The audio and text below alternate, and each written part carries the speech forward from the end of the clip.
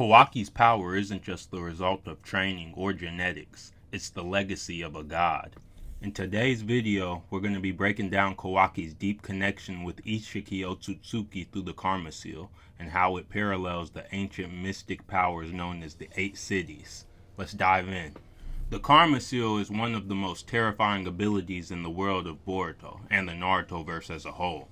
When an Otsutsuki dies, they can implant this seal onto a host, essentially turning that person into a backup vessel. The seal compresses the Otsutsuki's data, rewriting the host on a cellular level. Kawaki became Jigen's, or rather Ishiki's, chosen vessel after he was purchased from his biological father, and afterwards enduring years of torture and experimentation by Kara.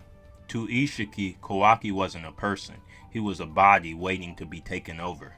But karma wasn't just a curse, it also gave Kawaki insane powers. It enhanced his speed, strength, sensory abilities, and even allowed him to absorb jutsu. Over time, Kawaki grew into someone who could rival the gods, as he was being reshaped by one, Jigen. And even after Ishiki's death, his influence didn't fade. The karma mark left behind residual power, and in Kawaki's case, something more, Ishiki's will and abilities. Eventually, toward the climax of Part 1 Naruto Next Generations, Amado reactivates a pseudo-karma in Kawaki, restoring his Otsutsuki-based powers without making him a vessel again. That version of karma lets Kawaki use Ishiki's abilities, including Sukuna Hikona, the power to shrink matter, and the Daikokuten, the ability to store shrunken objects in a timeless dimension. These abilities I mentioned start to resemble something beyond shinobi abilities, Shinjutsu, which are abilities that don't require hand signs at all. And the concept of Shinjutsu brings us to my next point, Kawaki's powers, the powers of the Kokugan, or the concept of the Eight Siddhis.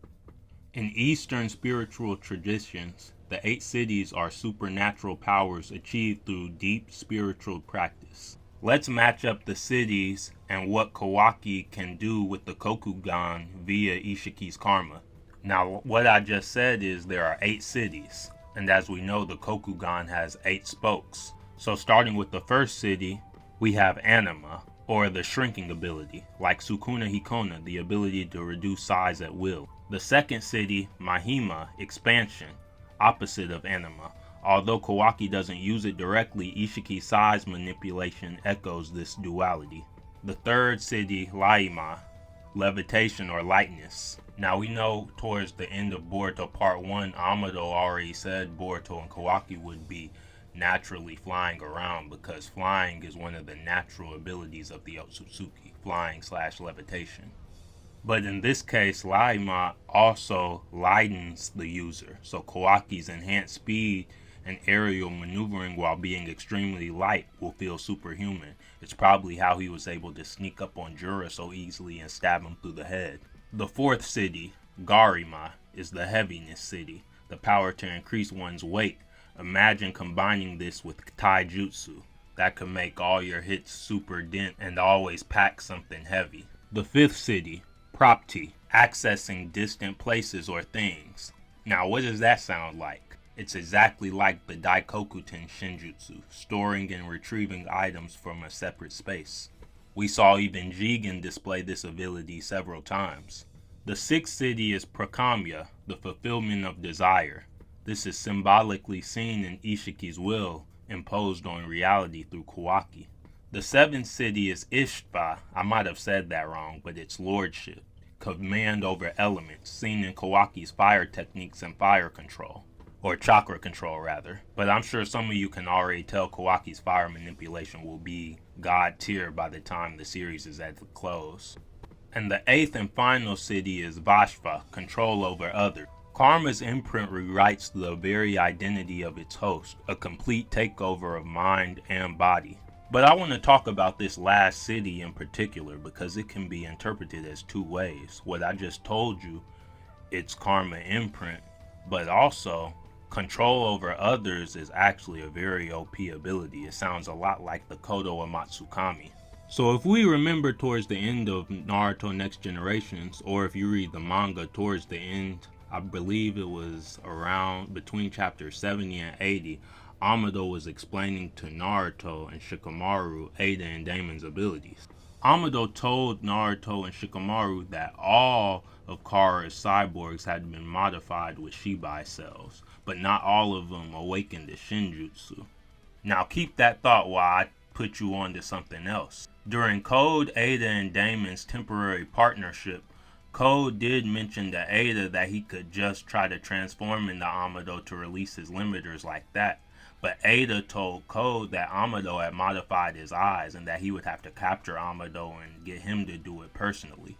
Amado having modified his eyes and also being in Kara means that Amado has also experimented on himself and possibly has Shibai cells within his own eyes. We also know during Amado's explanation to Naruto and Shikamaru, he was talking about Shibai, and the panels we saw of Shibai showed that Shibai also possessed Kokugan.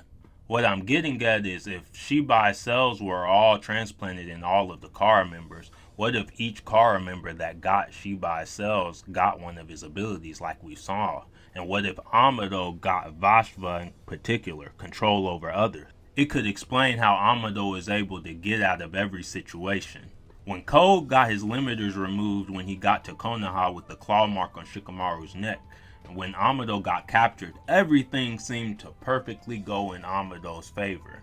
Even though Code did manage to stab part of his shoulder, I believe that was a ruse to get Shikamaru to really believe that this is really dangerous and Amado's life is temporarily in danger if Amado doesn't release Code's limiters, so Shikamaru will have to act fast. But if you've seen my previous video on Amado's manipulation of Code through arbitrary code execution, if you take this fact into account, then like I said in that video, Amado was never in any real danger. He just needed to convince Shikamaru that the situation at hand was very serious. And if Amado is really manipulating Code, he did indeed make the situation very convincing. And even though he ended up releasing Code's limiters, he really got out of that situation unscathed. When Boruto told Kawaki that he had limiters restricting his power, we saw that Amado was aware of everything because he could see through Kawaki because Kawaki is one of his cyborgs. Now it's not shown or proven yet, but I believe when Code confronted Jura, he saw that interaction as well. And he possibly even programmed Code to try to attack Jura. And if this happens to be the case, then Amado knows exactly what powers he gave to Kawaki when Kawaki told him to unleash his full power, and any other powers necessary in order to beat Jura. There's a possibility Kawaki has Shibai cells, or actually that's all he's displayed so far. If you remember, when Isshiki resurrected through Jigen, Isshiki had Kokugan in his right eye, and when Kawaki activates his karma and uses Kokugan, the Kokugan is in his left eye. And then when we look back at the panel with Shibai Otsutsuki also had Kokugan in his left eye. Which means there's a small possibility once Kawaki starts utilizing the Kokugan in his battle against Jura in chapter 24, he might utilize the right eye Kokugan.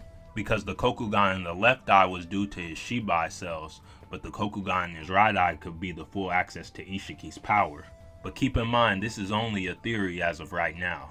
The Karma Seal isn't just a power source, it's a spiritual domination, turning its host into an avatar of divine wrath.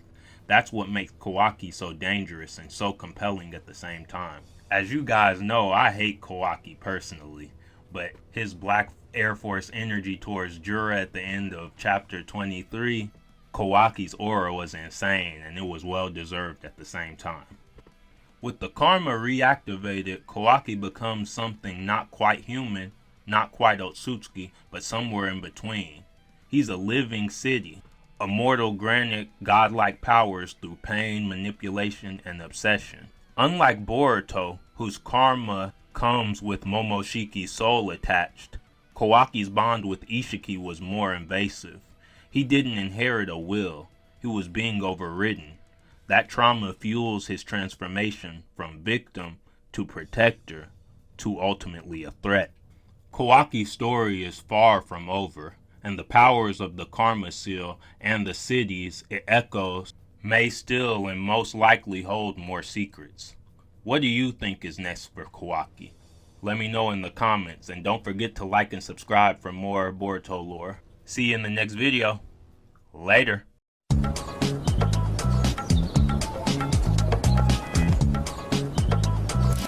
俺は忍びだ。